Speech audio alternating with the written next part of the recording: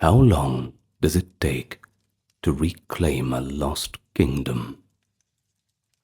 Imagine a conflict so prolonged, so entwined with religious fervor, shifting alliances and political ambition, that it spanned nearly 8 centuries. In fact, it is the longest sustained military campaign in European history. The Reconquista, the Christian reconquest of the Iberian Peninsula, lasting from the dramatic Muslim conquest of Visigothic Spain in 711 until the symbolic surrender of Granada in 1492. But this period is not just about the sieges, the battles, the shifting borders. It was also an extraordinary epic of cultural interaction, profound transformation, and ideological struggle. And within all of this, the modern identity of Spain was shaped. Armies marched, fought, died. Dynasties rose and fell. Legends like El Cid emerged, and the mighty Caliphate of Cordoba flourished and fragmented. But beneath these events lay a lot deeper currents: religious zeal, the fervor for the Crusades, and pragmatic diplomacy, all coming together to make this a truly unforgettable saga. So come with me today, and we'll talk about the incredible breadth and depth of the Reconquista, from the initial resistance in the Asturian mountains to the final surrender. And along the way, we'll try and unpack a few myths and realities of one of history's most fascinating chapters. But where are my manners? Welcome to the channel. Good to see you all. If you are returning, good to see you again. If you are new to the channel, then I invite you to hit the subscribe button and leave your thoughts in the comments. Also, this video is completely ad-free, thanks to the generous support of the YouTube members, Patreon members, and those who chose to donate. If you would like to join the prestigious club, well, you'll find where to go in the pinned comment and the description of the video. But let's all get nice and relaxed now, and we can begin at the fall of Visigothic Spain. It is the early 8th century, and the medieval Iberian world was completely upended. In 711, an army of the Umayyad Caliphate crossed from North Africa and defeated the Visigothic king Roderick, a moment immortalized as the fall of the Visigothic kingdom. Muslim forces, led by commanders like Tariq ibn Ziyad and Musa ibn Nusayr, swiftly overran most of the Iberian Peninsula. The Visigoths barely stood a chance. Within mere 7 years, by 718, nearly the entire peninsula was under Muslim control, with only a few small mountainous corners in the north remaining unconquered. This rapid conquest was facilitated not only by the invaders' military skill, but also by the internal strife among the Visigothic nobility. Infighting never helps. Well, some locals chose accommodation over resistance. For example, the Christian Lord Theodemir negotiated the Treaty of 713, securing peace and autonomy in exchange for tribute. Under this pact, Theodemir's people were promised safety, their property and churches left unharmed, and ultimately freedom of worship. All they had to do was pay the annual tribute: gold, grain, wine, and oil. And so we can see, by such terms, show that the initial Muslim rule, later known as Al-Andalus, often governed through pragmatic tolerance and local arrangements, rather than sheer repression. But even as most of Iberia fell under Umayyad rule, pockets of Christian resistance coalesced in the northern highlands. In the rugged Asturias region, a former Visigothic noble named Pelagius also by some reckoning, famously refused to submit to the new rulers. According to later chronicles, when a Muslim force accompanied by an apostate bishop tracked Pelayo to a mountain cave at Covadonga, the Asturian leader defiantly declared that he would never align with the Arabs, invoking a striking metaphor. Have you not known that the Church of God is comparable to the moon, which, though it may wane, always renews itself? The tiny band of Pelayo, sheltered in the cave of Covadonga, managed to ambush and rout the superior Muslim force around 722. The Battle of Covadonga, while small in scale, carried enormous weight symbolically. You see, it guaranteed the survival of a Christian foothold in northern Spain, and was later hailed as the miraculous beginning of the Reconquista. Now, let's think about it. 722. So we're claiming that the reconquest of Spain by the Christians began 11 years after it fell. Well, in reality, at the time it likely seemed a minor skirmish, and early Muslim chroniclers barely mention it, but in the Christian mind, it would enshrine Covadonga as the first triumph, the sparks that would set off the reconquest. And so, from the seed of resistance grew the kingdom of Asturias, led by Pelayo and his victorious successors. They claimed continuity with the fallen Visigothic realm, styling themselves as rightful Christian rulers of Spain. And by the late 9th century, an almost irredentist ideology had emerged in the Asturian writings, the anonymous Chronica Prophetica, 883-84, explicitly linked the Asturian kingdom to the old Visigoths, and stressed a providential mission to drive out the Muslims and restore the lost territories. But hold your horses. Even though medieval Spaniards did not yet use the term Reconquista, we can see the early formation of the idea. The notion that the Christian princes were not merely fighting for survival, but for a more general restoration of Christian Hispania that had been usurped in 711. I didn't want to say 711, but 711, it's all okay. Anyway, still, this was a retrospective justification. In the 700s and 800s, daily reality was less about grand ideology, and a fair bit more about securing mountain strongholds, and at the end of the day, just surviving. As for the Christian North, well, that was fragmented and weak.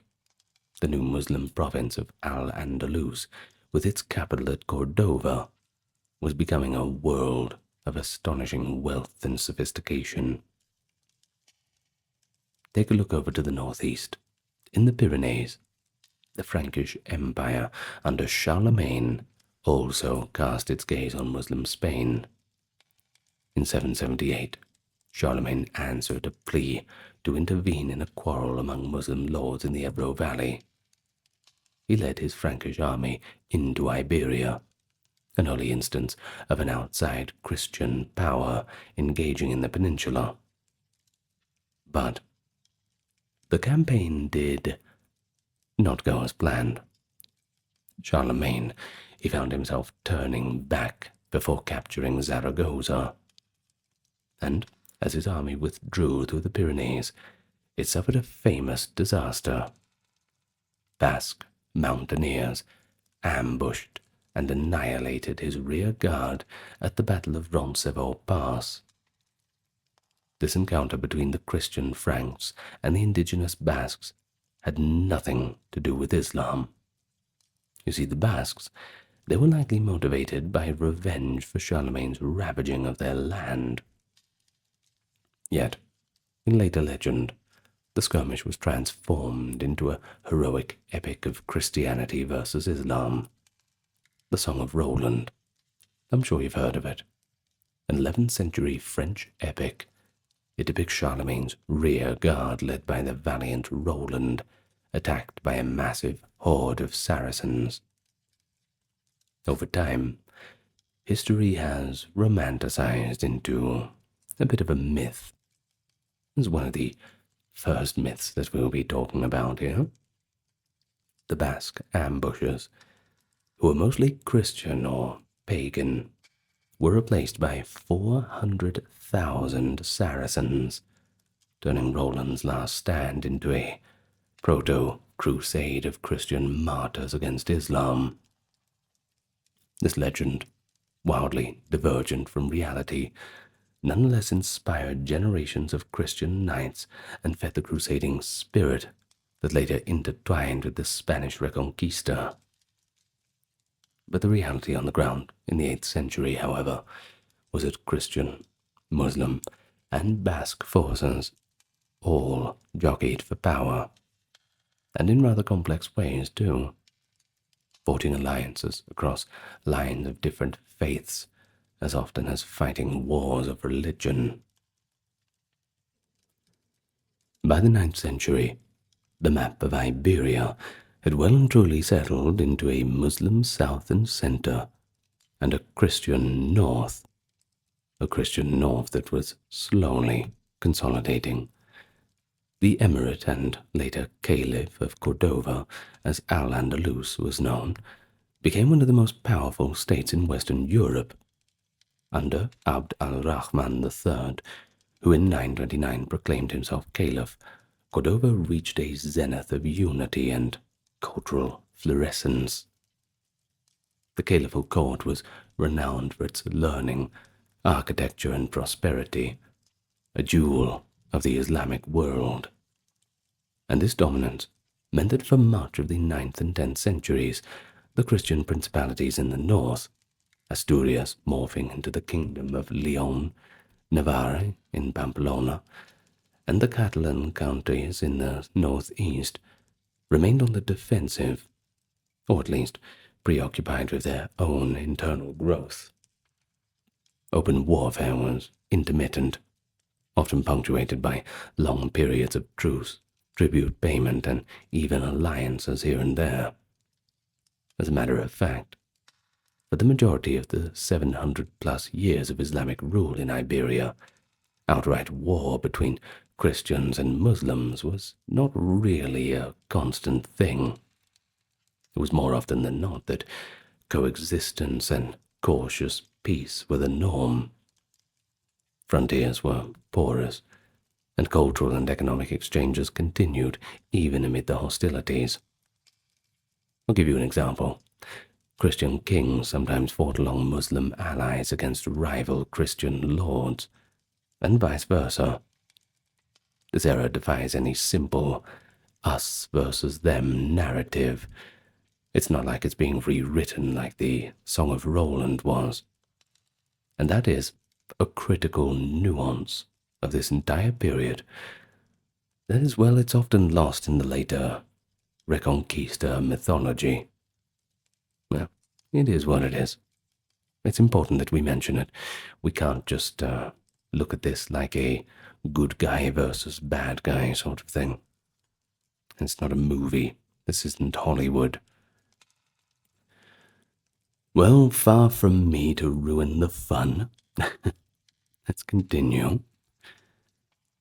Don't get me wrong, significant clashes did occur as each side tested the fluctuating frontier. In the mid-9th century, the kingdom of Asturias pushed eastward and southward, gradually expanding into Galicia and the Castilian highlands, while the small kingdom of Pamplona emerged in the Pyrenees. This fragmentation of Muslim authority during periods of unrest in Cordova occasionally offered a few opportunities. One notable confrontation came in 844 at the probably legendary Battle of Clavijo, where later Christian tradition claimed that St. James himself, Santiago Matamoros, the Moor Slayer, miraculously appeared on a white horse to aid King Ramiro I of Asturias against the Moors. Citation needed on that one. Of course, modern historians, at least 99% of them, doubt that Clavijo ever really occurred, viewing it as a pious legend invented in the 12th century to legitimize the cult of Santiago. But still, the legend of St. James' heavenly intervention, it attests to the growing religious fervor coloring these wars. By the 10th century, Santiago de Compostela, the Apostles' shrine in Galicia, had become a major pilgrimage site and a spiritual rallying point for Christian Spain. Ironically, it was respected and generally left in peace by the Cordovan authorities for most of the century. Lucky they got away with that one. In the late 10th century, the balance of power dramatically tipped in favor of Al-Andalus under the dynamic leadership of Al-Mansur. Al-Mansur was the de facto ruler of Cordova as its powerful vizier, and from about 977 until his death in 1002, he launched annual jihad campaigns deep into the Christian north. For nearly 30 years, he became the scourge of the northern kingdoms, seeking to cement Muslim dominance for good. He led raids that reached as far as Lyon, Pamplona, Barcelona, and even the distant Atlantic coast. In 997, he staged a spectacular attack on the holy city of Santiago de Compostela, carrying away the bells of the shrine, according to later legend, as trophies to Cordova. One Christian chronicler laments that Al-Mansur, quote, waged war against all those who worshipped the cross and left many cities in flames. His exploits, though devastating, were not permanent conquests, but punitive strikes to keep the Christians tributary and militarily weak. And indeed, Christian kings were forced to pay the parias, tribute payments, to buy peace from Al-Mansur's Cordova. It was under all these pressures that the Reconquista's progress nearly ground to a halt in this era. Survival was achievement enough as it was for the northern realms, and each day had its new challenges for that. Yet, don't write it all off yet. Al-Mansur's death in 1002 and the subsequent collapse of the Caliph of Cordova, which fell into civil war and fragmented by 1031, utterly changed this dynamic. The once powerful Islamic forces splintered into some 30 minor principalities, the Taifa kingdoms. These Taifa states centered on cities like Seville, Toledo, Zaragoza, Badajoz, and Valencia, along with Granada, were often prosperous and cultured. But there was a problem. They all had their own wants and needs, and politically they were weak. This led them to be frequently at odds with each other. Importantly, they were unable to present a unified front against the now strengthening Christian kingdoms. In the 11th century, thus opened with dramatic power vacuums in the south, and the Christian rulers were quick to exploit all of the division Moving on now, the 11th century. And in this century, the initiative in Iberia's long conflict began suddenly to shift. The Christian kingdoms of the north grew in size and ambition, while the divided Taifa emirates of Al-Andalus often found themselves paying gold for protection, or even trying to play Christian princes off against each other. The kingdom of Leon Castile, a union of Asturias-Leon with the county of Castile, emerged as a dominant Christian power under King Ferdinand I, reigning 1037 to 65, and his successors. To the east, the kingdom of Aragon coalesced and expanded into the Ebro Valley, and Navarre held its own in the Pyrenees. In a lot of ways, this period marks the dawn of the Reconquista as a concerted enterprise, though it was still far from a unified crusade, if we're going to use that word. The Christian rulers did increasingly see opportunity for southward expansion. They were eyeing off those southern territories. They justified their incursions not only as feudal aggrandizement, but as a divinely sanctioned recovery of rightful Christian lands. Churchmen praised victories as steps towards the restoration of Christian Spain, framing the struggle in ideological terms of faith, a tone that would later resonate also with the Crusades.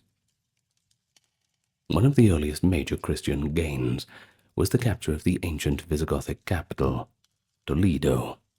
This happened in 1085. King Alfonso VI of Castile and Leon seized Toledo, a dazzling prize and a strategic center of Al-Andalus, after the city's weak Taifa king Al-Qadir capitulated. Of course, the fall of Toledo was quite shocking in the Muslim world. One contemporary Muslim observer recorded, quote, "The fall of Toledo filled the inhabitants of Al-Andalus with fear and despair." Of course, one could only imagine, once Toledo falls, you think they'd be coming for you next. I better not spoil the whole story. Either way, this capture of Toledo, it was the greatest territorial advance of the Christian forces in centuries, and it gave the conquerors a new power base in the heart of the peninsula. Alfonso VI, emboldened, began styling himself as Imperator totius Hispaniae, Emperor of all Spain, implying a claim to sovereignty over both Christian and Muslim lands. However, this very success provoked a powerful response. The alarmed Taifa princes, unable to withstand Alfonso's might alone, made a desperate collective decision. They called for aid from North Africa. The legend has it, the ruler of Seville, Al-Matumed, silenced doubters with the retort, "I would rather be a camel driver for the Almoravids than a swineherd for Castile," preferring Muslim Berber overlords to continued subjugation under Christian rule. The North African Almoravids, a confederation of strict Muslim Berber tribes led by Yusuf ibn Tashufin, answered their call. In 1086, Yusuf crossed the straits with a disciplined army and met Alfonso at the Battle of Zalaca. The confrontation was a major turning point. The Almoravids utterly defeated the Castilian forces, halting the Christian advance in its tracks. This battle, by the way, is also called the Battle of Sagreas. Alfonso barely escaped with his life, and the victory at Zalaca convinced the Almoravid emir that Al-Andalus was both in peril and also ripe for intervention. And so, in the following years, the Almoravids proceeded to absorb the Taifa states, chipping away one by one, but eventually unifying Muslim Spain under a more rigid fundamentalist rule by 1090. For the Christian kingdoms, this basically meant that the relatively easy pickings of the fragmented Taifa period were long and truly over, and a new period of stiff resistance had begun. Notably, these events unfolded in parallel with the wider crusading movement in the East. Decades before Pope Urban's famous call to arms in 1095, Iberia had already witnessed a form of proto-crusade. In 1064, Pope Alexander II reportedly gave his blessings and an indulgence to an international force of knights from France, Italy, and beyond to attack the Muslim-held city of Barbastro in Aragon, a campaign some historians would actually dub the First Crusade, before the traditional First Crusade of 1095. This papal-sanctioned assault succeeded, briefly, prefiguring the ideology of holy war in Iberia. By the 1080s and 90s, the papacy was increasingly attentive to the Spanish theatre. Pope Gregory VII had encouraged Iberian Christians and even considered leading a campaign to Spain himself. After the triumph of the First Crusade in the Holy Land in 1099, the Knights Templar and other military orders also established a presence in Iberia, blending the Reconquest with the broader Crusader ethos. And thus, from the late 11th century onwards, the Reconquista was suffused with this crusading spirit, at least as we understand it in the 11th century context, as papal indulgences and church-sanctioned knights from across Europe joined the fight for Spain. Spanish warriors were increasingly portrayed as soldiers of Christendom, and victories were celebrated as part of a wider Christian holy war. And it was amid all this fervor that legendary figures arose. The most famous, of course, is Rodrigo Diaz de Vivar, known as El Cid Campeador. El Cid was a pretty complex character, both a hero of Christian Spain and at times a mercenary in the service of Muslim rulers. In the 1080s, after a falling out with King Alfonso, El Cid fought for the Muslim king of Zaragoza, even defending him against the Aragonese and Catalan armies. But later, he carved out his own fiefdom in the east. In 1094, El Cid captured the city of Valencia, ruling it as a virtually independent lord until his death in 1099. The Poema de Mio Cid, an epic composed about a century later, celebrates him as an ideal knight, loyal, brave, and cunning, who even in death was said to win victories. Well, one colorful legend claims that after El Cid died during a siege, his wife Jimena had his corpse armored and set on a horse to rally the troops, a ruse that so terrified the besieging Muslims that they fled. Of course, once again we have stories that mix fact and fiction, but they certainly highlight the era's knightly ethos and those blurred lines of loyalty. The career of El Cid, it exemplifies how fluid the conflict could be. Neither side had a monopoly on his sword. Yet by the century's end, with Valencia briefly in Christian hands, and the long Reconquista gaining irreversible momentum, things were about to hit their great turning point. By the start of the 12th century, the struggle in Iberia had entered a new phase. The Almoravid dynasty. They governed Muslim Spain, but increasingly they grew unpopular, seen by locals as strange and austere outsiders. Christian kingdoms, though repelled in the 1080s, continued their push when opportunities arose. In 1118 rather, King Alfonso I of Aragon, also known as Alfonso the Battler, captured Zaragoza, probably in a battle going by that name, a crucial former Taifa capital, with the help of French crusaders. Of course, it was a major triumph for Aragon that extended its reach into the Ebro Valley. Meanwhile, to the west, the county of Portugal, led by King Afonso I Enrique, achieved a spectacular success by taking Lisbon in 1147. This capture of Lisbon was essentially part of the Second Crusade. A fleet of crusaders from the northern Europe, en route to the Holy Land, agreed to assist King Afonso in besieging the Moorish-held city. After a hard-fought assault, Lisbon fell, and the victorious crusaders, along with the Portuguese settlers, occupied what would become, and remain to this very day, the capital of Portugal. The fall of Lisbon, along with the earlier conquests of Santarém and other towns, solidified the emergence of Portugal as an independent Christian kingdom stretching southward.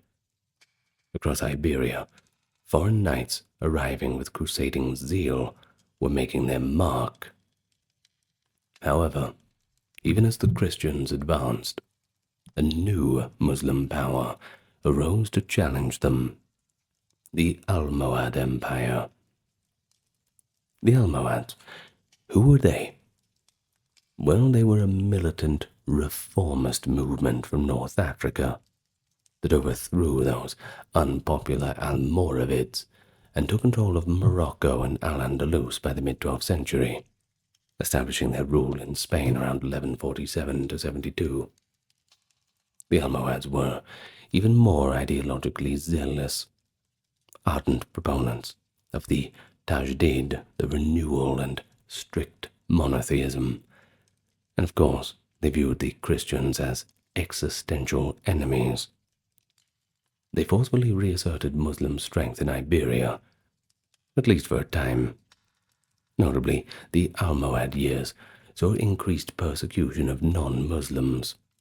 Many Jews and Mozarabic Christians who had lived under relative tolerance had to flee north to Christian realms during this period. The clash between Almohad fundamentalism and the increasingly crusade-minded Christian kingdoms created a polarized, fierce climate on both sides. And so, for a few decades, the Almohads halted Christian expansion. They inflicted a serious defeat on Castile at the Battle of Alorcos in 1195, where Caliph Yaqub al-Mansur crushed the forces of King Alfonso VIII. This Castilian loss postponed further reconquests and demonstrated the Almohads' might. Yet, the Christian kingdoms did not remain disunited, nor did they cower. Early in the 13th century, recognizing the magnitude of the threat, the Christian rulers forged an unprecedented coalition and framed their campaign as an outright crusade. Pope Innocent III called for Christian knights to rally the Iberian front, granting the same indulgences for fighting in Spain as crusading in the Holy Land, remission of sins, all the good stuff. Of course, the result was a pan-Iberian crusade led by Castile, with forces from Leon, Aragon, Navarre, Portugal, and volunteers from France and beyond, all converging against the Almohad Caliph Muhammad al-Nasir, or Mira Mamilon, as the Christians decided to call him. So the two sides met at the Battle of La Navas de Tolosa, 16th of July, 1212, a date that is often seen as the decisive turning point in the Reconquista. The battle was fought in the Sierra Morena of Andalusia. Heartened by papal legates and the fiery preaching of crusade, King Alfonso VIII of Castile led a combined army, joined by King Pedro II of Aragon and Sancho VII of Navarre, among others, against the Almohad host. And by all accounts, it was an enormous and very hard-fought engagement. A contemporary Christian letter exalted that God had granted victory over the king of Morocco, who had waged war against all who worshipped the cross. The allied Christian army managed to outflank the Moorish defences and rout the Almohads in a slaughter that left the field strewn with the enemy's dead, as one chronicle put it. And legend has it that King Sancho of Navarre charged directly at the caliph's tent, guarded by African slave warriors chained together, slicing through the chain barricade. Afterwards, Navarre's coat of arms featured golden chains to commemorate this feat. Well, whether or not, he literally cut the caliph's tent chains. La Navas de Tolosa was a crushing defeat for the Almohads. One Muslim historian, Ibn al-Marakushi, soberly called it the Battle of al-Iqab, the punishment, and the defeat of the Muslims. The Almohad Caliph escaped, but his authority in Al-Andalus was never going to recover. In the aftermath of 1212, the momentum shifted irreversibly to the Christians. Over the next few decades, essentially a great surge of the Reconquista. The major cities of Al-Andalus fell in rapid succession. Ferdinand III of Castile and Leon, later Saint Ferdinand, by the way, reaped the fruits of La Navas. In 1236, his armies captured Cordova, the venerable former capital of the caliphs. When the Castilian troops entered Cordova, they reportedly returned the bells of Santiago that Al-Mansur had taken centuries before, having Muslim captives carry them back north. A pretty potent symbol of reversal. Well, next, Ferdinand turned his attention to Al-Andalus's great port and metropolis, Seville. After a long siege, Seville surrendered in 1248. These campaigns were imbued with crusading zeal. Ferdinand's contemporaries believed him divinely guarded, and the church heralded each victory. Clerics from the Cluniac and Cistercian orders had long been encouraging the Reconquista, instilling an ideology of holy war and reconquest in Iberia's warriors. Initially, Ferdinand III expelled many Muslim inhabitants en masse from Cordova and Seville in a burst of triumphalism. However, he soon found that empty cities, well, they can't really pay taxes, can't they? The economy faltered without farmers or artisans. So he backpedaled the policy, allowing many Muslims to stay as subjects under Christian rule. In parallel, James I of Aragon, also known as James the Conqueror, completed the reconquest of the eastern lands. He seized the Balearic Islands, that is Majorca, by 1235, and took the city of Valencia in 1238. James wisely preserved the region's agriculture by leaving the Muslim peasantry in place under the relatively generous terms, ensuring that the Kingdom of Aragon prospered with its new Valencian and Majorcan territories. By mid-century, the Iberian map was completely transformed. Where once the caliphs of Cordova reigned, now only one Muslim state remained, the Emirate of Granada.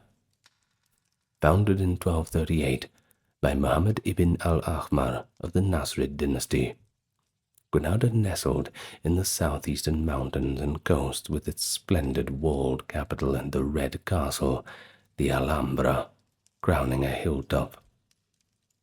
Ferdinand III, after taking Seville, allowed Granada's creation as a vassal state, forcing its sultan to pay a hefty annual tribute in gold in exchange for autonomy.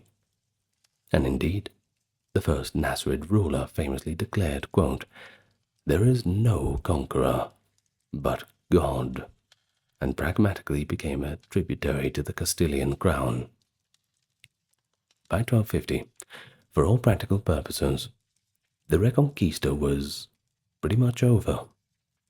The Christians controlled the entire peninsula, except for Granada, which survived in a client state, so, doesn't really count. That hardened frontier was now not between north and south, but it was rather the boundary encircling Granada's mountain redoubt. Elsewhere, Muslims had either been expelled, converted, or ruled as subject communities. A long era of relatively peaceful coexistence began, in which Granada's existence was tolerated for the tribute it delivered and its role as a buffer.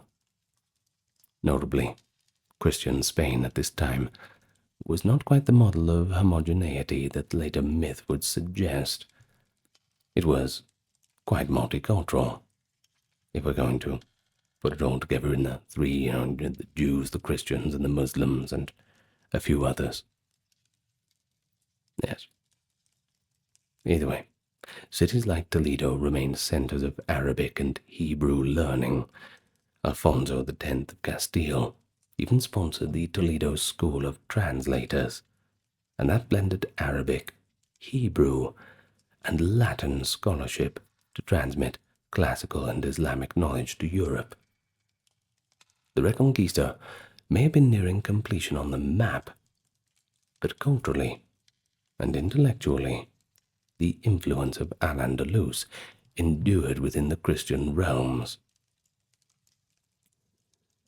For more than 2 centuries after the great conquest of the 13th century, the little kingdom of Granada persisted, albeit an echo of Al-Andalus in the shadow of a Christian Spain. It survived through diplomacy, tribute, and the rugged protection of the Sierra Nevada. Granada's sultans, the Nasrid dynasty, became masters of realpolitik. When necessary, they paid off Castilian monarchs with gold, much of it sourced from trade across the Mediterranean and the famed gold routes of Africa. And occasionally, they played Castile against Aragon, or against their North African neighbors. In terms of culture, Granada flourished in its twilight. It was in this period that the Alhambra Palace was built and adorned with the delicate artistry that still astounds the world. In some ways, Granada's existence showcased the multi-religious reality that had characterized medieval Spain. Within its borders, Muslims, Christians, and Jews, they all lived, even as religious uniformity was hardening elsewhere. However, Granada's safety was always precarious and dependent on the will of its more powerful Christian neighbors. Periodically, wars broke out on the frontier. Granada's forces might raid into Christian territory, and Castile might launch punitive campaigns. But until the late 15th century, there was no sustained effort to eliminate the last Islamic enclave. What was the reason for that? You'd think that they would sort it all out once the ball was rolling. Well, the major reason was that Castile and Aragon often had other preoccupations: dynastic disputes, civil wars, plagues, and foreign wars. They all occupied their energies. For instance, Castile suffered a tumultuous civil war in the 1360s, and Aragon looked more towards Italy than to conquering Granada. Additionally, Granada found intermittent allies in the Marinid dynasty of Morocco. In 1340s, the Marinids made one final, formidable attempt to restore Al-Andalus's fortunes. Sultan Abu al-Hassan of Morocco landed a large army to assist Granada and challenge Castile. The ensuing Battle of Rio Salado saw Castilian and Portuguese forces unite to face this invasion. The Christians won a resounding victory, a crushing defeat of the Marinid Sultan's armies that effectively ended any serious prospect of North African intervention in Spain. After Rio Salado, Granada stood alone. Castile seized the port of Algeciras from the Marinids in 1344, thus tightening the noose. Yet, if you know the 1340s, the internal strife and the Black Death's devastation delayed the reckoning. It was as if a stalemate held. Granada, though militarily weaker, was strategically harder to subdue, and the Castilian monarchs found it easier to exact tribute than to fight costly campaigns in the mountains. This long twilight allowed a degree of normalcy. Frontier mercenaries, traders, and emissaries shuttled between Granada and the Christian cities, embodying a frontier society where the line between reconquest and coexistence was often quite blurry. And so, by the late 15th century, the situation changed again dramatically. In 1469, the marriage of Ferdinand of Aragon and Isabella of Castile united the two greatest Christian kingdoms in Spain. This union created a newly powerful dual monarchy, the Catholic monarchs, as history would call them, with the military resources and religious fervor to take on Granada decisively. At the same time, the ideological climate had somewhat hardened. The Spanish Inquisition was established in 1478 to enforce religious uniformity, a sign of the era's zealous mood. The Catholic monarchs secured papal approval for a war to extirpate the infidel in Granada, receiving the status of a crusade, complete with a cross-adorned banner and indulgences for participants. And thus began the Granada War, 1482 to 92, the final crusade on Spanish soil. Castile and Aragon methodically pressed into Nasrid territory, city by city. The campaign was marked by modern tactics and technology. The Spaniards even bought artillery and gunpowder siege weapons that could smash through the Moorish fortress that once seemed impregnable. They also applied economic blockade strategies, isolating Granada's strongholds. But the war was not an unbroken string of victories. The Granadans, though riven by an internal civil war between competing claimants, notably Sultan Abu Abd Allah, known as Boabdil, against his father, they fought bravely through it all. No, but still, bad luck, the writing was on the wall. One by one, Granada's cities fell, and in 1485, the Christians took Ronda. In 1487, after a brutal siege, Malaga was conquered, its population enslaved or expelled as a harsh object lesson. It said that Isabel refused any terms of surrender for Malaga's defenders due to their stiff resistance. The fall of Malaga cut off Granada from the sea. In 1489, the key redoubt of Baza capitulated, and Boabdil, who had by then controlled only the city of Granada and its environs, realized total defeat was just inevitable. In 1491, Ferdinand and Isabella's armies surrounded Granada itself, establishing a military camp named Santa Fe, that is, Holy Faith, on its plain as a symbol of their resolve. After months of siege, starvation, and stalemate, the Sultan negotiated. November 25th, 1491, the capitulations of Granada were signed. These terms were surprisingly lenient. In exchange for capitulation, the Muslims of Granada were guaranteed their lives, property, laws, and freedom of religion. The documents promised that Muslim inhabitants, quote, shall be perfectly secure in their persons, families, and properties, that they could continue to worship in their mosques and be judged by their own laws, and that those who wished to emigrate to North Africa could do so freely. On January the 2nd, 1492, the Sultan handed the keys of the Alhambra to King Ferdinand and Queen Isabella, marking the official fall of Granada, and with that, the end of Muslim rule in Spain.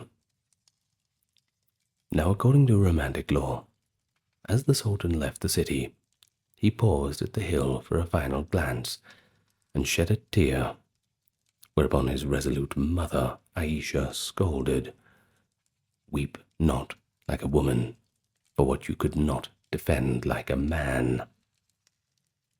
Gee, that's rough to hear that from your mum, isn't it? Very rough. Now, whether or not those exact words were spoken, the moment known as the Moor's Sigh really symbolizes the end of an era. Then so with Granada's surrender in 1492, the Reconquista was complete. After nearly 781 years since the first invasion, the Christian kingdoms had reconquered the entire peninsula. But the immediate aftermath belied the generous terms given to the vanquished. The capitulation's promises of tolerance were soon broken, and within a few years, the Catholic monarchs, pressured by triumphalist clergy like Francisco Jimenez de Cisneros, began to renege on the guarantees. In 1499, mass forced conversions of Granada Muslims began, leading to a brief Muslim uprising.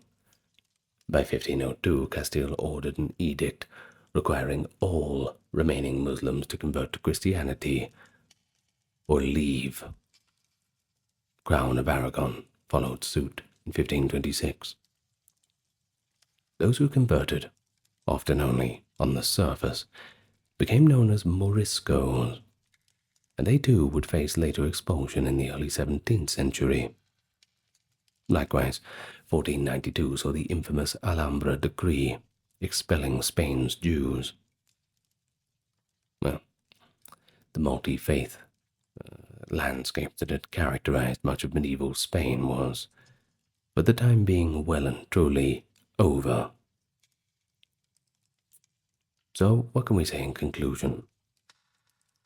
I suppose the Reconquista is seen in its early and late stages, but really it was a complex and drawn-out process, a long saga. It began not as a single concerted effort, but as disparate struggles for survival and power by Christian kingdoms that gradually coalesced into a res publica of Christendom fighting to restore Iberia to Christian rules. Well, critical thinking certainly reminds us that material ambitions and pragmatic politics were always interwoven with piety. The men and women who lived through the Reconquista witnessed not a straight-line holy war, but a tangled history of war and peace, tolerance and intolerance, myth and reality. By 1492, when the cross was raised over the Alhambra, the Christian kingdoms had forged a unified Spanish realm, setting the stage for Spain's emergence as a global empire. And we all know about that. Well, the memory of the Reconquista, with its heroes, martyrs, legends, it would soon become a cornerstone of Spanish identity. celebrated in chronicles and later in different nationalist lore. But behind the triumphant narrative, there's a richer and more nuanced story. Not one of a quick, one-and-done campaign, but of centuries of resilience, conflict, coexistence, and transformation. And right there is where we end our talk on the Reconquista. I hope you enjoyed it. I'm going to thank my top-tier patrons now, both on Patreon, YouTube, and, well, yes, both on Patreon and YouTube. Kimberly, Christine, Sally, Ember, Susan, Cameron, Legitimus, Carrie, Charlene, Lynn, Therese, Katiana, Nicholas, Ulfednir, Alexander, Charles, Christine, Dr. Neuro Nerd, Erin, Jaden, Jim, Jeffrey, Jessica, Madeline, Melissa, Orthodox Review, Scott, Shell, Wendy, Josie, Sarah, Ryan, Thor, Cameron, Stefan, Kevin, HMSHH, Crystal, Talbury, Anthony, Lucy, Brandon, Guka Bubonic, Nicholas, Craig, Neftis, Alexander, Gokhan, Dorsey, Vanita, Claire, Cortesi, and Carol. Thanks so much. And as always, I do appreciate you listening this far. And I will see you in the next video. Good night for now. Lots of love to you all.